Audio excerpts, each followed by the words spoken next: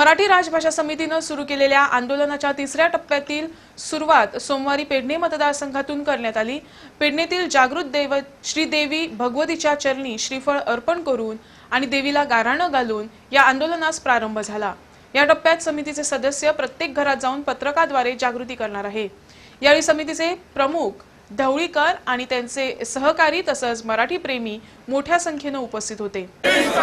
मराठी राजभाषा मराठी राजभाषा मराठीचा या आंदोलनाचा तिसरा टप्पा सुरू करत आहोत। जे आंदोलन मराठी राजभाषा समितीतर्फे सुरू झालेलं आहे त्याचा तिसरा टप्पा असा आहे की प्रत्येक गावात जायचं, गावातल्या प्रत्येक घरापर्यंत हा मराठी राजभाषेचा संदेश पोचवायचा। त्याकरता आम्ही पत्रकं छापलेली आहेत आणि आमचे कार्यकर्ते सगळ्या घरोन घर जातील। प्रत्येक घरामध्ये, ऑफिसामध्ये, दुकानामध्ये जिथं जिथं माणसं भेटतील तिथं तिथं त्यांना भेटून हा संदेश पत्रकाद्वारे त्यांच्याकडे जाईल।